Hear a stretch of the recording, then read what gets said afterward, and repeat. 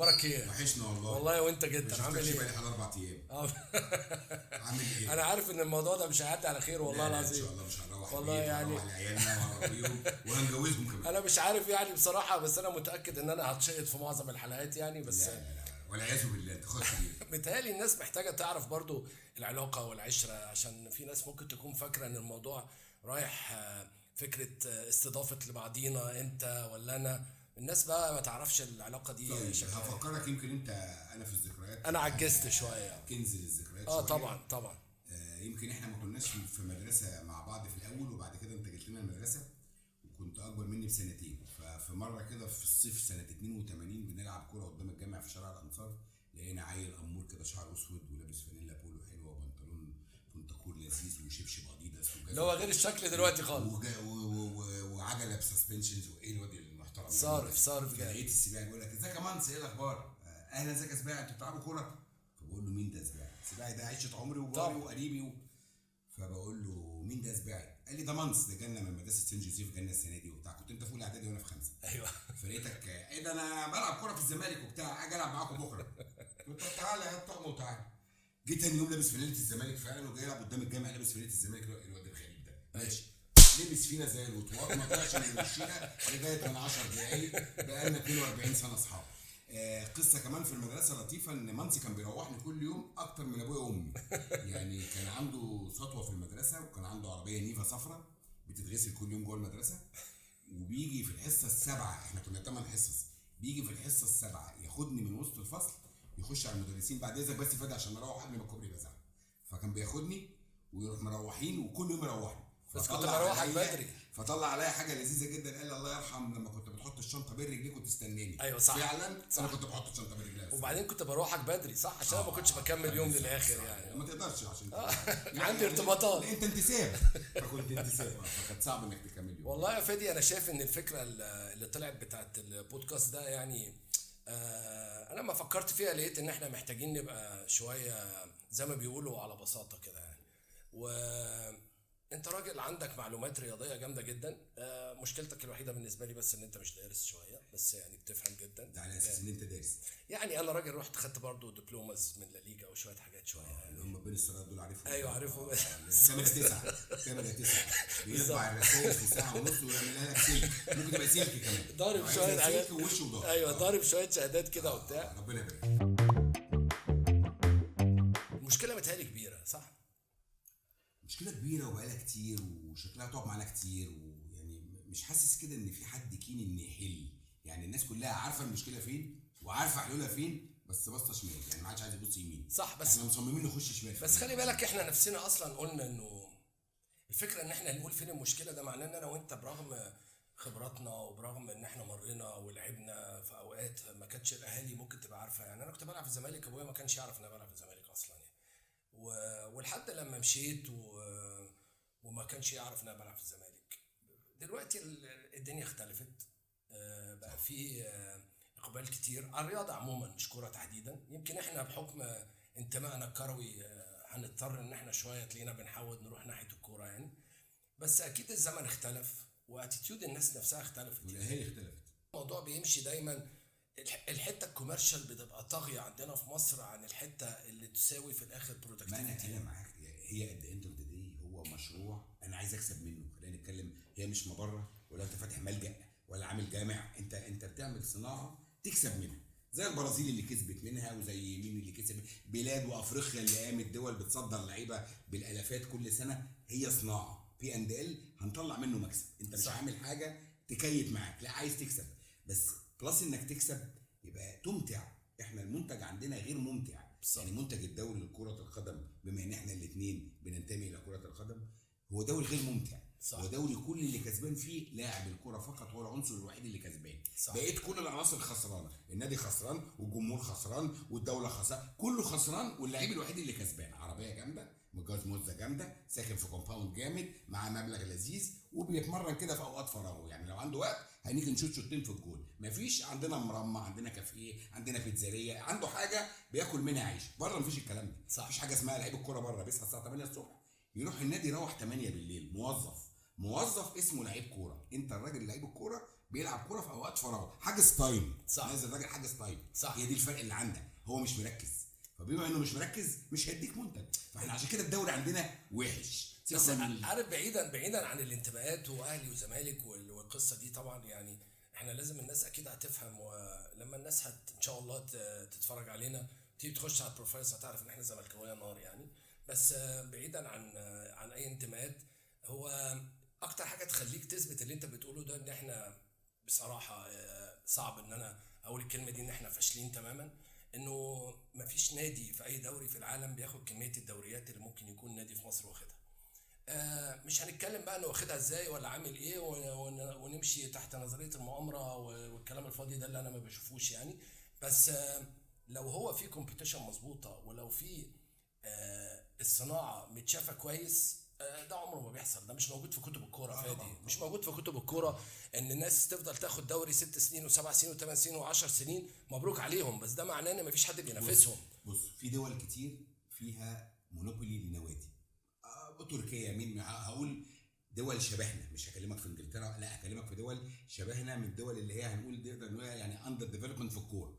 شبهنا في دول اليونان اللي هو شبهنا، في فرق بتبقى دومينيتنج على فرق بس عندها الغباء اللي عندنا. بس ما ينفعش ان انا كل سنه اخد الدوري في نوفمبر. صح. ما هو مفيش امتاع. صح. وانا باجل لك 600 ماتش، فانت بتطلع تلعب في 34 بطوله وترجع، ومعايا 30 لعيب بس عايز تلعب بال 11 هم، وترجع تلعب 65 ماتش متاجلين 1-0 1-0 1-0 1-0 1-0، ولو متعادل هتاخد 1-0 برضه، ولو متعادل في 9 دقائق عشان تخلص.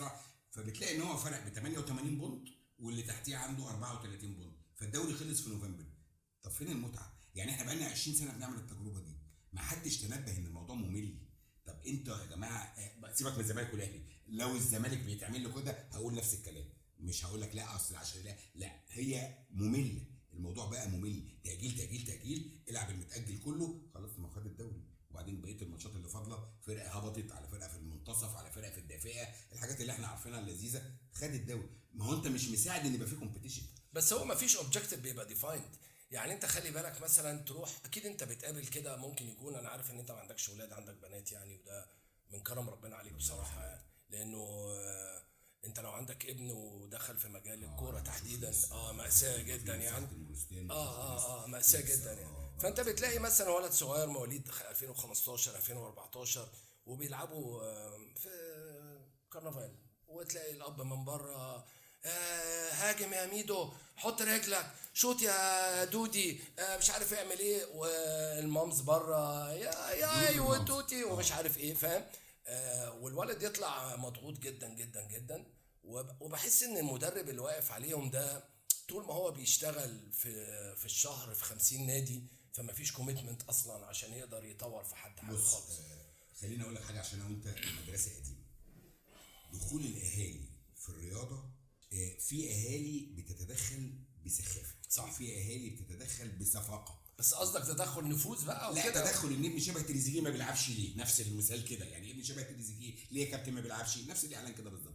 حضرتك مش المفروض تتدخلي في التشكيل، ولا ابني بيلعب ليه، او ابني ما بيلعبش ليه، او ابني ميدو احسن منه، لا بودي اظرف منه، مش شغلتك. طب ما تاخد الموضوع من الاول، ان لو ابنها ولا ابنه ما بيعرفش يلعب كوره يتقبل انه يتقال كده. طبعا جيتار موجود ويرسم، وعندنا مكعبات ويقدر يعمل تطريز ليجو، وفي تريكو جميل، صح، عنده حاجات كتير، القماشه كبيره، صح. بس لا ابني هيبقى محمد صلاح والله ابدا، لان هو محمد صلاح واحد، مش هيطلع 800. فهي صح. مشكله لازم يعني نديفاين المشكله ما قبل محمد صلاح وما بعد محمد صلاح. زمان كنا احنا على ايامنا تعليم ثانويه عامه لازم تركز، كوره دي تضييع وقت، دي صياعه، ما تصاحبش مين، ما تصاحبش منصب دوت بايظ، عشان اشمعنى ماتش يعني اللي جه عشان جنبينا في البلكونه اللي جنبي. اوكي، دي القصه. دلوقتي بقى الموضوع ولا انزل التمرين 6 مليون 9 مليون 8 200، مفيش كده يا جماعه. ما هو لازم الواد يتعلم. هو ليه اللعيبه سافرت فشلت؟ لان مفيش يعني في لعيبه نكره للغه، جحده للغه، الجسم ما بيتقبلهاش. ومش هنقول امثله، انتوا عارفين امثله سافرت وقعدت ربع ساعه ورجعت. ليه؟ هو رافض للغه، هو مش ماشي. ليه الافريكاني بينجح؟ انجليزي فرنساوي برتغالي الماني اسباني، لا هو مقطع بطاقته اكل عيشه، مفيش حاجه، ما عندوش حته ينام، مفيش حاجه خالص، يسافر هينام على سرير، فواد بيطير. انما انت عندك مشكله الكالتشر، مشكله اللانجوج، مشكله الديفرنس باريرز، دي مشكله كبيره يعني. هم برضو هي دي المشكله، بيسافر يحس انه وحيد واي حاجه بيفكر في سبوبه. هنعمل ايه في البلد دي؟ ما نجيب شويه جنسات نقلبها، طب ما اجيب لي 2 اوبر امشي عليهم حماده ابن خالتي. يا جماعه انت رايح تحترف. فانت عندك الكالتشر، لازم البيوت تبقى فاهمه ان التعليم زي الرياضه، صح 50 50. يبقى الولد ناجح في تعليمه ونجح في رياضته، انما دي تيجي على دي ديفكت في بس مشكله. خلي بالك برضو انت بيبقى عندك مشكله كبيره قوي ان المدرب مش فاهم ان هو بيربي ابنك معاك، وانه لازم يكون في نوع ان احنا مش زي بعض على فكره، يعني كل بيوتنا واحد غير بعضيها طبعا. وكل واحد ليه طريقه، يعني فاهم، كل واحد ليه طريقه في الموتيفيشن، كل واحد ليه طريقه ان انت في واحد هيستجيب معاك لو هزقته، وفي واحد هيستجيب معاك لو شجعته، فاهم. انما طول ما انت مش باصص ان انت بتصنع على قد ما انت بتؤدي، فهتتعامل مع الناس كلها بنفس المنطلق ما يعني. تزعلش مني، المدربين انا ما اقدرش ازعل منك. المدربين في مصر ضحيه. اختلف معاك. لا بس اسمعني بس، دي ضحيه.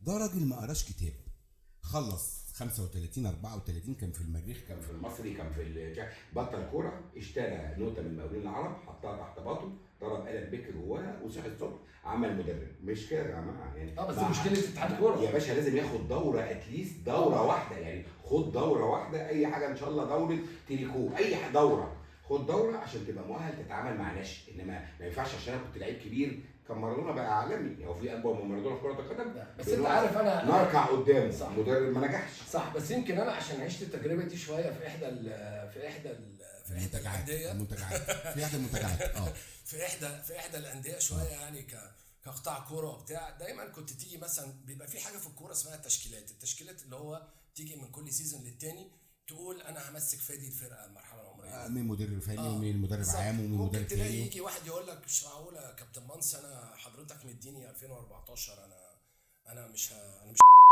مع الاحترام لللفظ يعني مش المقصود بيه يعني، بس يجي يقول لك انا فاهم، انا مش بتاع الصغير. هو مش فاهم ان هو اللي بيشتغل مع السن الصغير ده هو اللي بيطلع التالنت اصلا. وهولندا في اياكس هتلاقي المدرب عنده 80 سنه بيدرب 12 سنه. انت فاكر ان ده الجامد اللي هيعد وهيعمل بيز وهيعمل انفراستراكشر لفرقه.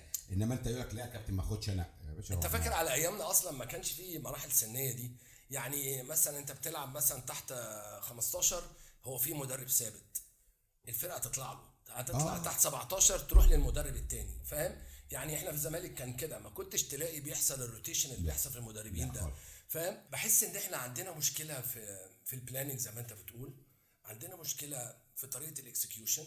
الحته اللي انت اتكلمت فيها ان المدربين ما عندهمش لايسنسز، فالموضوع بره الملعب اصلا اللايسنس مش معد. هو ممكن يكون كان لعيب كوره شخصيته اداري، يعني سيد عبد الحفيظ انت تتفق انا وهو بعيدا عن الانتماءات انه من احسن مديرين الكوره في مصر. طبعا تتفق تختلف، بيضايقك بيستفزك بيستفزنا، انما هو انجح مدير كوره في مصر. تمام طبعا مفيش كلام بعد ثابت البطل وبعد الاسماء الكبيره طارق سليم والاسماء الكبيره دي. السؤال هو ليه ما اشتغلش تدريب؟ هو خد سلك الاداره قال لك يا جماعه ونجح فيه. فمش شرط ان كل لعيب كوره يبقى مدرب، ممكن يبقى اداري، ممكن يبقى في مجلس الاداره، ممكن يبقى فيه 1000 حته. انما هو لا انا هدرب يا عيني. هو كمان هو تعليمه مش على اعلى مستوى، ما بيشتغلش شغلانه، فهو بالنسبه له ما بيفهمش في حياته الا في كره القدم، فبطل.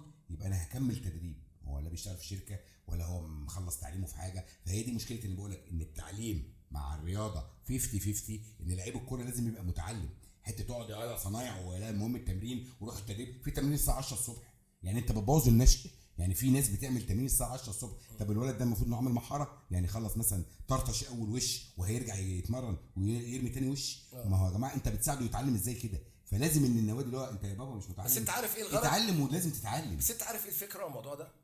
انت عارف لما تيجي تتكلم مع اي حد رئيس قطاع ولا تيجي تتكلم مع حد يقول لك ايه؟ الملاعب. لا يرد عليك رد غريب جدا، يقول لك اللي عايز يتعلم ما يلعبش كوره. مفيش حاجه اسمها كده. انت عارف بقى ان مفيش حاجه اسمها كده دي، ان انت لما بتيجي النهارده مع التطور في التمارين وابتدى يبقى فيه بارتنرشيبس بتحصل ما بين انديه مع انديه من بره، بتلاقي انه اللعيب الذكي بيفهم التمرينه اسرع، فالساعتين بتوع التمرينه بيبقوا كوندنس بالنسبه له اكتر، فاهم. وده السبب اللي خلانا اول حاجه حطيت ايدي عليها في الاختلاف شويه من اللي بيحصل بره، ان انت بتتعامل بره الملعب قبل جوه الملعب. يعني بره بيشوفوا اللعيب ده هو ايه هواياته، بيهيفير، behavior. هو شاطر، اخلاقه. عارف هو لو شاطر، هو شاطر ايه، هو بيفهم ولا بيحفظ؟ اللي بيفهم ليه طريقه واللي بيحفظ ليه طريقه. طبعا صح. فاهم ازاي؟ فالكوره كمستقبل احتماليه انه يكبر او يوفق او لا مش مضمونه حتى بره، بس هو بيحطك في التراك اللي انت ممكن تنجح، بيحط لك كل حاجه تساعدك ان انت ممكن تنجح. وبالتالي المدرب ده واقف على المكنه، على السير اللي بيطلع برودكت، لازم يتعامل معاك من الكواليفيكيشنز اللي موجوده بس فيه. كلمه انك تلعب كوره وما تبقاش متعلم، ما كانش كل بتوع الام بي اي اساسا كانوا بيلعبوا في دوري جماعات. يعني الناس دي كلها مع باتشلرز ومخلصين درجات وديجريز عشان تلعب في الام بي اي، فهو اساسا بينزل يجيب لعيبه بالام بي اي من الدوري الامريكاني أيوة، بتاع بس أنت دوري عندك- الجامعات. بس انت ما عندك كانوش هنا دول بالذات وصلوا. في الكوره طبعا، بالذات في الكوره هنا دايما تلاقي مقوله انه هو ابن الناس بيلعب كوره ليه؟ ايوه، لما احنا شفنا اصحابنا بطلوا بالطريقه دي، يقولوا انت عايز تلعب كوره ليه؟ لعيب الكوره لازم يبقى جعان فلوس وجعان شهره. ليه جعان؟ ما يمكن يبقى عطشان. بره في المانيا بيعملوا حاجه لطيفه جدا. مثلا هم 6-7 ديفيجنز، اللي ما لعبش في التيم بي وما كانش له حظ انه يلعب في الديفيجن 1 بيحصل له سيركيليشن وينزل يلعب في الديفيجنز اللي من تحت، فيعيد تدويره، فيفضل مديله من الفرصه انه يحصل له يطلع upgrade. منه خير، ممكن يطلع منه حاجه. انما انت النهارده بتعمل ايه؟ النهارده احنا عندنا انت متابع او لينا ناس وبتصادف وبتحصل من الشغل في الكوره، يمكن انا لامس الحته دي شويه زياده، ان انت تلاقي دوري. لكن انت دارس. ما هو ده اكيد، ما هو انا مش عايز افضل اعيدها لك لا كل لا شويه انا بس مش قصدي، عشان لا انا برضه ما اصل انا خايف تقلب معاك بمشكله. لا ابدا، ليه؟ والله بجد ابدا والله. يعني ارجوك، لا خالص. بس اديني السماح. لا خالص. يعني انت مش ما هي متضايق، هاصت يا بيه، انت مش ما هي متضايق. مجانيه، مش ما هي متضايق. التعليم بقى مجاني بس انت في اي حاجه بقى. ما تنكرش ان انت بتسمع برضه حاجات. لا طبعا لا. يعني ما تنكرش، لا ما تنكرش، يعني لا، بتسمع مش حاجات قادر. مختلفه. انا مش قادر. طب انا هقول لك حاجه. اتفضل. انت النهارده لعيب بيلعب درجه رابعه، اللعيب ده جاي منين؟ مركز شباب، او طالع من النادي اللي هو داخل فيه بطوله منطقه، فاهم؟ وبعدين يجي عليك وقت تبقى عايز تحط مكانه لعيب تاني، وانت بتدور ستيل في نفس الباسكت زي ما بيقولوا، او في نفس القماشه اللي حواليك، مع ان في واحد من هو 5 سنين قاعد يتدرج وكان ربنا مديله حظ كويس، لعب جمهوريه 4-5 سنين. انهي احسن؟ اللي راح لعب الزمالك في الزمالك والاهلي في الاهلي والاتحاد في الاتحاد وقعد واتركن؟ لا انا بتكلم على جمهوريه، ان ناشئ لعب بطوله جمهوريه غير اللي لعب مناطق. انت عارف احنا عندنا 3 مسابقات للناشئين، منطقه، قطاعات، وبعدين جمهوريه ممتاز ب، وبعدين جمهوريه الف او ممتاز ب، ده اللي جد يعني، بس يعني الاربعه. انت النهارده لو جبت واحد ناشئ مثلا مواليد 2005 اللي هو هنقول من السنه الجايه هيبقى اصغر فرقه تحت فريق الاول، لما ولد ملوش نصيب انه يكمل في النادي اللي هو بيلعب فيه ويطلع درجه اولى، انا شايف من وجهه نظري انه احسن من اللعيب بيلعب في درجه رابعه، لان الولد ده اتعود على الضغط والجمهور وراح لعب هنا وراح لعب هنا وراح لعب هنا وقعد على الخط ونزل وشارك خلي بالك، خلينا برضو عشان نرجع للعقده اللي مسيطره علينا من سنه 32 الزمالك والاهلي. انت ايه اللي قلل مستوى الكوره في مصر في ال 10 15 سنه الاخيره؟ ان موضوع ان انا يعني تربيه العبد ولا شراء. انت ما بقتش بتجيب لعيب صغير، واي مدرب اجنبي عايز لعيبه جاهزه، هو مش عايز يتعب في عيال صغيره هنفهم وبتتحرك غلط وبتروح وبترجع وبتغطي وبتقفل. انا عايز لعيب جاهز. هاتولي احسن واحد في انبي، هاتولي احسن واحد في بتروجيت، هاتولي احسن حسب. هي دي القصه. انت عارف انا مش عايز احزنك، بس ان انت تلاقي انه في الشق الاستثماري اللي حصل ده، في ناس كتير ممكن تكون اللي مش جوه الشغلانه ما هياش فاهماه. هو الموضوع منتهى البساطه، انه ممكن انا وانت يكون عندنا اكاديميه وفي نادي هيعتذر من الاشتراك في بطوله الجمهوريه فرضا، تمام.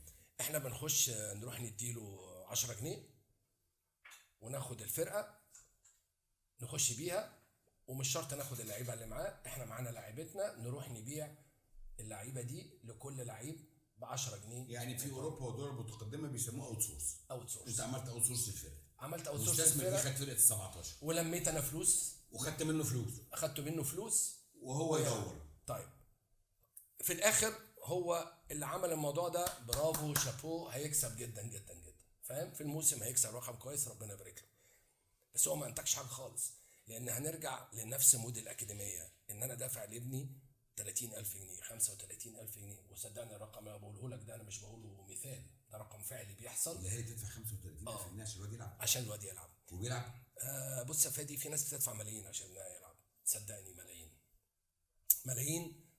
ولو وفي ناس بتبقى يعني انا ساعات بستغرب، هو طب ما انت ابنك اولى بالفلوس دي، يعني ابنك ما الفلوس دي جيب له شقه، جيب له اي حاجه، حطها له دفتر توفير اي حاجه، فاهم؟ انما فين بقى الناتج اللي بيطلع؟ انت ما بتلاقيش حد بيطلع، وبقى يجي ولي امر يقول للمدرب التاني ما لعبتش ابني، ما انا دافع زيه، فاهم؟ فبالتالي بتلاقي وفي انديه كتير طبعا مش هنقدر نذكر اسماء، بس انديه ما تخطرلكش على بال اللي كانت في وقت من الاوقات هي حقيقي مفرغه ناشئين، النهارده فيها فرق اكتر من 70% منها استثماري، يعني عيال دفع فلوس عشان تلعب وبيلعب باسم النادي الكبير ده، وبيلعب باسم النادي الكبير والنادي ده، الكبير مش فارق معاه النتائج، والنادي مش فارق معاه حط حاجه، الفلوس في البنك وسلام عليكم. شكرا. طيب بس ارجع بقى المشكله، هو ليه النادي الكبير ده وافق انه يعمل الشق الاستثماري؟ عشان هو ما عندوش اي ريتيرن بيجيله او اي كاش فلو بيجيله. طب هو ما بيجيلوش الكاش فلو ده ليه؟ فاهم؟ علشان هم ما فيش بلاننج ان انت في الفاونديشن ممكن يكون سورس اوف انكم لمرحله معينه. حته السبونسرشيب يعني مش عايز ادوس فيها دلوقتي، عايزه موضوع كبير، بس انت النهارده بتيجي لوقت معين في انديه بتاخد في الناشئين الدوري جمهوريه ب، المفروض انه باي ديفولت يصعد يلعب جمهوريه الف، بتلاقي ان رئيس النادي يعتذر انه يشترك في الدوري الجمهوريه الف عشان في سفر، والسفر يعني بيات، وبيات يعني اكل واتوبيس واكل وشرب ويستفندي، فما نقدرش بقى نشترك في الطريق فايه اللي يحصل للعيال؟ تعيد السايكل تاني تلعب تاني الدوري. طب فين الموتيف عند الولد اصلا؟ يعني انت بتفضل تلعبه، كسب صعد، المفروض يطلع بقى يلاعب، لو هو بيلعب ممتاز به فهو مع انديه الممتاز به، اللي انا على فكره شايف ومتاكد ان الدوري ده قوي جدا لا يقل عن دوري جمهوريه. طبعا انا بشوف ماتشات في اولى به ما تقطيع دوري، وفي الناشئين في خامات، أيوه. في خامات رهيبه جامده جدا جدا جدا، احسن من خامات موجوده في الدوري. انا مره كنت في الاسماعيليه وقاعد في اوتيل بدون ذكر اسماء، وعديت الناحيه الثانيه في ملاعب عامه تبع المحافظه. طبعا العيال بتلعب حافيه، صح والله العظيم، 3 علي يونس وحماده الرومي على صغير، الكرة بتتنقل وان تاتش على العائله، ايه ده العيال دي؟ فبقول قال يا باشا الاسماعيليه كلها كده، ايه ده منجم، يعني الاسماعيلي ده لو جه نادي حط ايده عليه اللي هو سيب لي الناشئين اللي هي بره النادي دي، انا صنفر واعلم واروق واطلع. اسماعيليه منجم، انا بقول لك محافظه واحده فيها منجم لعيبه كره قدم. بورسعيد بيلعبوا كوره على الرمل حافيين، برضه اتفرج اللي هو ايه ده يا جماعه المهارات دي بورسعيد. فانت عندك بس خد الانيش، يعني ابتدي بقى، يعني ابتدي، المنجم موجود بس انت اللي هو ايه، ما انا شايفه بس اودي وشي ناحيه، طب ليه؟ لا خلينا في المنجم احسن. طب ما في لعيبه كوره برضه ممكن تتصدر وتجيب فلوس وتبقى زي البرازيل، الجي دي بي اللي هو الناتج القومي بيخش منه ملايين الدولارات بسبب بيع اللاعبين. لا ما احنا مش شايفين دي دلوقتي، يعني نتعب بقى نفسنا. ميدو ابن الحاج كذا عايز يلعب، وميدو ابن فلان ابن عضو مجلس الشعب وممكن ياخد ربع ساعه، الموضوع عندك ماشي مجاملات، يعني هي صفحه اعلانات مبوبه، نلاعب مين مع مين مع ابن مين مع ابن اخت مين، هي ماشيه كده. انما لو حد فكر وركز هيطلع من عندك، انت عندك منجم لعيبه كوره بس مش شايف، مش شايف ومش عايز تشوف. خلي بالك بس المايك والحاجات دي مصروف فيها فلوس، ده عليهم اقساط او حاجه؟ طبعا ما عمل سبورتس وبتاع وقعدت تقول كلام. لا ما هو انا لسه عليه اقساط، ده عليه اقساط، عليك امبالة عليك امبالة سددها. بس انت بتضرب امثله في حاجات يعني اللي هو فاهم انه الهند كالتشرال وايز هي طالعه بلعبه اولى، امريكا كالتشرال وايز طالعه بالباسكت. يعني انا افتكر انا وانا في امريكا في انت عارف انا ما كنتش يعني انا شاطر طول عمري في الاربعينات، فاكر في الاربعينات انا شاطر اديسون مع الكهرباء وهو بيكتشف الكهرباء، شاطر طول عمري يعني فاكر في الوقت هناك يعني فاهم احنا كنت انا بالنسبه لهم ساحر، وانا اصلا لعيب عادي على باب الله قوي، لعيب عادي على باب الله، بس لا مش قوي يعني على باب الله، لا مشيها على باب الله بس، مشيها على باب الجامع. حكيت ان انت ايه هناك الناس انت ايه انتوا ازاي بتلعبوا كوره كده يعني فاهم؟ بص النهارده هم بقوا عاملين ازاي، عشان ما امريكا عملت ايه، اعتمدت على العلم اللي انت بتحاول تبيعه لي وانت نصاب، وانا عارف انك مش ما عندكش حاجه خالص، بس بتقول انك راجل عالم، بس هم اعتمدوا على العلم، كانوا ملط في الكوره، جم في الثمانينات كوزموس، هات بيكن باور، هات مش عارف مين، هات مين، اسامه خليل بتاع الاسماعيلي راح لعب، فاروق جعفر راح قعد ساعتين، عملوا دوري، جابوا لعيبه من كل حته في العالم، ابتدوا يعملوا شكل. ابتدوا يمشوا 94 برضه. حببوا الناس في الكوره، خش وخد وجبه كومبو وبيج برجر كبير مع التذكره، بقت الجماهير لا يعني ايه كوره ده مش امريكان فوتبول، برضه السطحيه، لا كوره السطحيه سكر. اللي انت بتتكلم بيها انا انت رحت شعبي فوق. يا بيه، انا شعبي. لا انا خلي راجل شعبي. الموضوع اصلا ايه؟ يعني انت تلاقي امريكا عندها اتحاد لدوري المدارس بيريبورت لاتحاد امتى اتعمل امتى؟ اتعمل قريب من 10 15 10 سنه. 15 انا سنة. بقول لك ثمانينات وتسعينات الثمانينات طبعاً. كان بالنسبه لهم الكوره دي انهم يدعون الى دين اخر. صح. ما هذا صح. ما هذا الكوره. بس عندك دوري الجامعات في اتحادين، فبره هم خدوها من علم امريكا خدت الكوره، انا هبقى كويسه في الكوره، هات يا ابني كتاب الكوره، هات لنا بروفيسور بوفن، مستر هامفري، مستر بامفري، قعدوا فتحوا الكتاب واشتغلوا، عملوا بقى دوري مدارس ودوري قطاعات ودوري جامعات، وده بقى عندهم شكل بقى العمليه. الدوري الامريكاني اي نعم مش جاذب، روح اتفرج شكله عامل ازاي في الملاعب، طبعا. شوف الماركتنج عامل ازاي طبعا. في دوله الكوره بالنسبه لها خامس او سادس لعبه. بس ما تجيش ناحيه الماركتنج لو سمحت، يعني عشان خليك انت بس في اللي هو البي اند ال شيتس والحته الماليه. ثانك يو فيري ماتش. هخش اجيب باكو شاي او حاجه. انت عارف حتى هم هناك مثلا تلاقي دوري الجامعات ده وبعدين تطلع تلعب الستيج اعلى وبعدين تروح برو. ما ينفعش بتاع البرو يجي او بتاع الام ال اس يروح ياخد من بلاش من برو دي اللي بس عشان بتزعل الناس، فبلاش كلمه برو. الرخصه البرو دي بتعمل مشاكل مع ناس، فبلاش نجيب سيره برو دي. بس هو النهارده مالناش والله دعوة، ما تجيبش انا سيرة النهارده بالصدفه يعني وانا قاعد في المكتب كده لقيت انه كان في حوار مع الكابتن علاء، وانه رايح في اتجاه انه يبقى في المدربين كلها تاخد رخصه، وده يا ريت على فكره.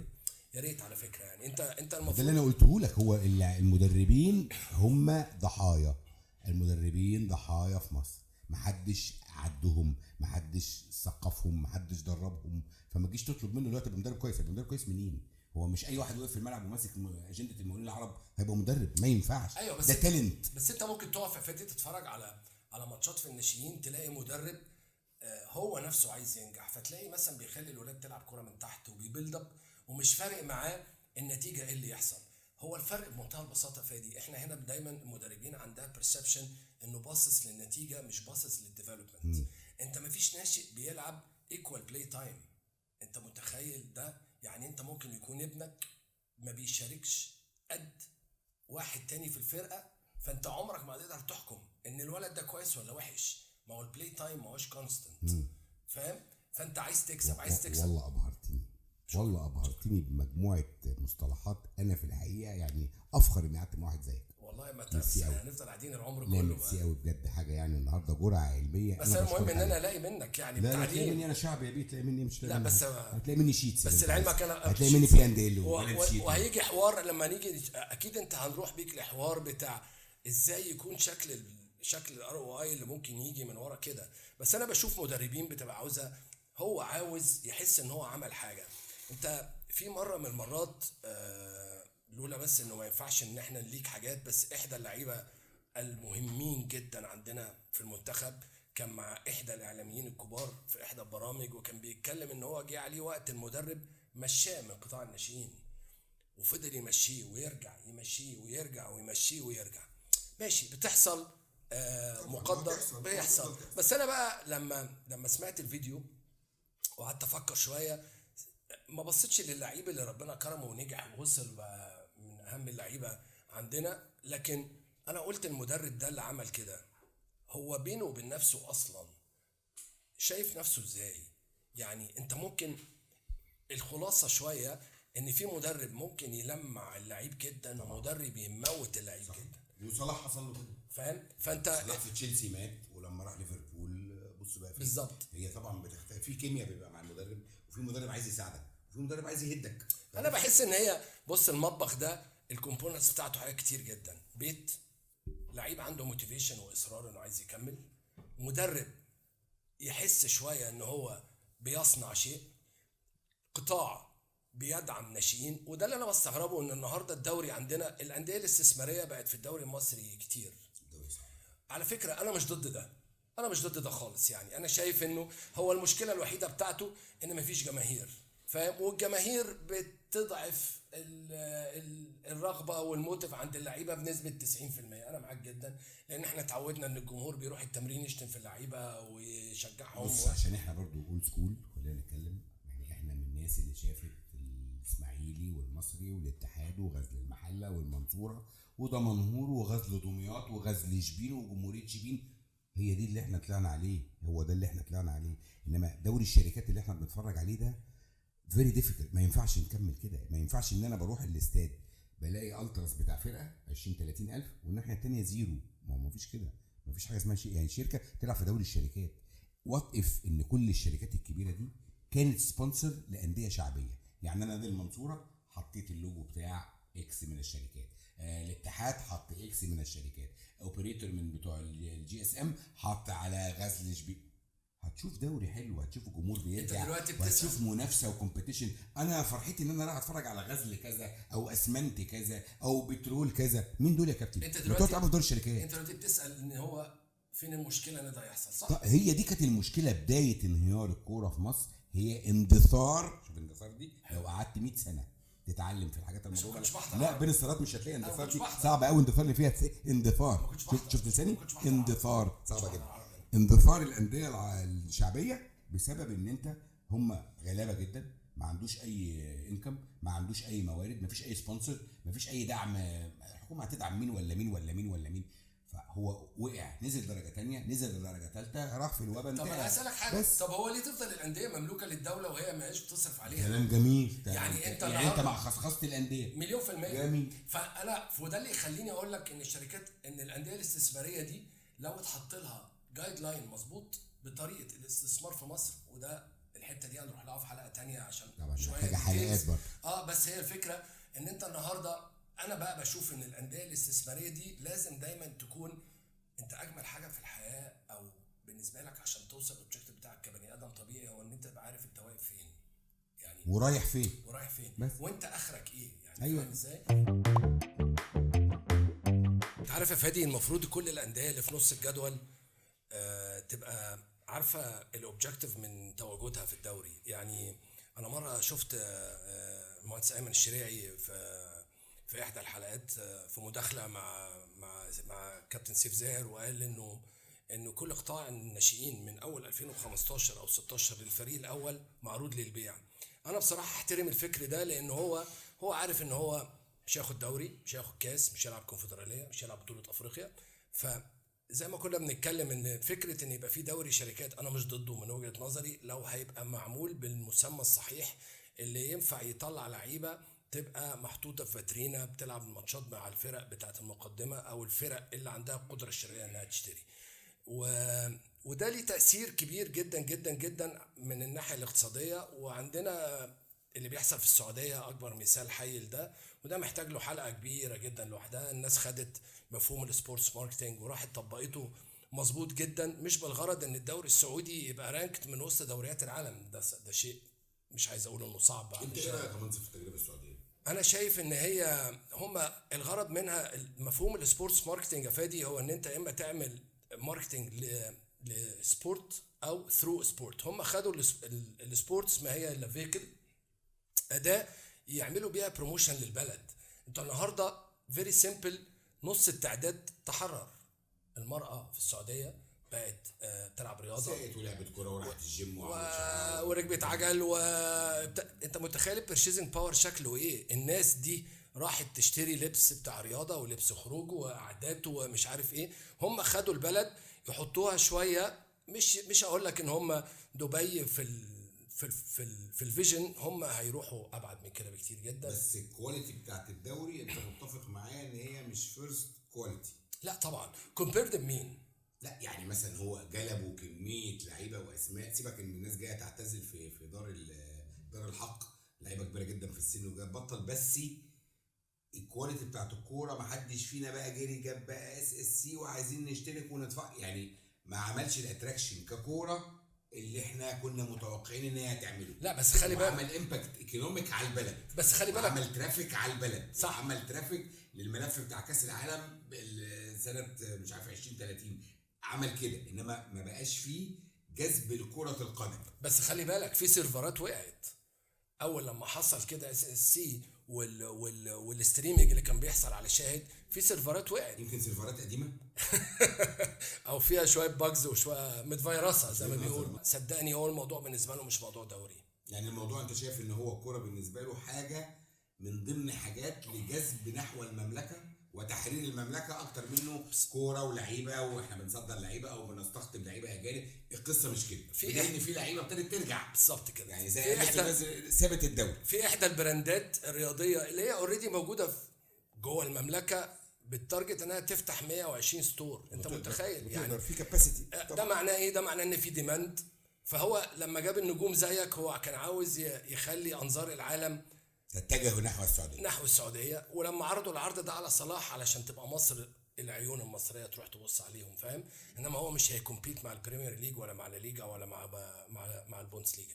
هو الموضوع ده كبير، محتاج حلقات كتير، محتاج حلقه تانية. كمان خلي بالك ان في شوية. الفتره الاخيره بقى في نيجوشيشنز وبقى في كونفليكت على هو الدوري المصري احلى ولا الدوري السعودي. طب الاهلي يكسب الهلال، لا الهلال يكسب الفيحاء، لا النصر يكسب الحاجات اللي هي قامت شويه وكل بقى تحلل، لا ده الهلال يكسب اي حد، ده الهلال يدوس على الاهلي، وعمل مشكله في في الوسط. عموما احنا نتمنى كل الناس اللي بتتفرج علينا ان هي تشاركنا الراي. احنا فين المشكله؟ انا متهيألي ان احنا استعرضنا امور كتير ممكن نكون انا وانت ما حطيناش ايدينا على الحلول ومش هتيجي بسهوله. طبعا الحلول هتاخد سنين، بس على الاقل نبقى احنا عارفين المشاكل فين، وبدايه العلاج بدايه انك تعرف الداء، يعني بدايه الدواء انك تعرف ايه الداء. فاحنا عارفين المشكله، كل مصر عارفه المشاكل الموجوده فين بالظبط. المفروض الناس تبتدي تشتغل على حل 2 3 4 5 6، يبقى فيه كده بريوريتي ليست الناس تشتغل عليه. صح. لو حصل كده في امل. وانا زي ما قلت لك كان في زمان تجارب ناجحه طبعا الموهوبين كان في تجارب ناجحه، بس هي اتقتلت بسبب تغيير الادارات، تغيير الوزارات، تغيير كل واحد بيجي ما بيكملش على اللي عمله اللي قبله، بيردم اللي عمله اللي قبله. دي مشكله في مصر، نعمل الفراعنه عشان احنا ما عندناش ثقه في بعض، بس هي دي المشكله. انا ارجو ان احنا ما نكونش دمنا تقيل على الناس. بالظبط. اثرنا شويه حاجات كتير قوي، فتحنا 400 موضوع. نتمنى ان احنا بقى في الحلقات الجايه نبتدي ناخد موضوع باستفاضه او باستيعاب. طبعا الكلام ده ما قلتش 100 عقبه عندك خلفيه طبعا في الحاجات، فنتكلم فيه المور ديتيلز بطريقه علميه وشعبيه، وبكده نطلب من الناس اللي تشاركنا انها تتكلم باللغه العربيه الفصحى. طبعا فصحى قوي يعني فصحى جدا. ايوه اللي هو انا اعتقد ان المشكله تكمن. لا تكمن دي جامده جدا. تكمن تموتك على طول، بلاش تكمن دي.